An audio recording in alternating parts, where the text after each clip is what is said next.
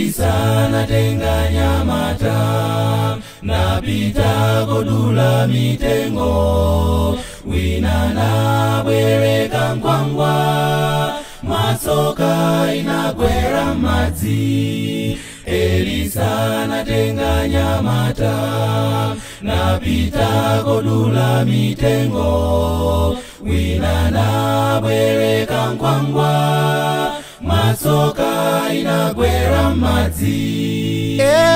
Nkwangwa ndiyobwereka ineyo nkwangwa, inu Elisa onani nkwangwa.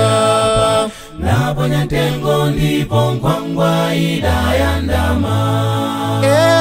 Nkwangwa ndiyobwereka ineyo nkwangwa, inu Elisa onani nkwangwa. Naponya ntengo ndipo nkwangwa idayandama. Mbuye watipatsa moyo kuti tintumikire, choncho tingwirire ntchito, moyo asana utenge. Mbuye watipatsa moyo kuti tintumikire, choncho tingwirire ntchito, moyo asana utenge. Nkwangwa ndiyobwereka ineyo nkwangwa, inu Elisa onani nkwangwa. Naponya ntengo ndipo nkwangwa idayandama. Nkwangwa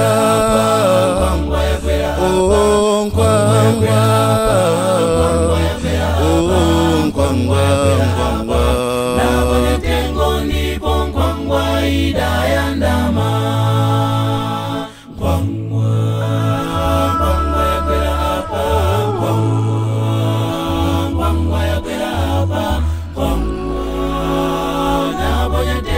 Ndipo nkwangwa idayandama, ndipo nkwangwa idayandama, ndipo nkwangwa idayandama, ndipo nkwangwa idayandama, ndipo nkwangwa idayandama, ndipo nkwangwa idayandama, ndipo nkwangwa idayandama.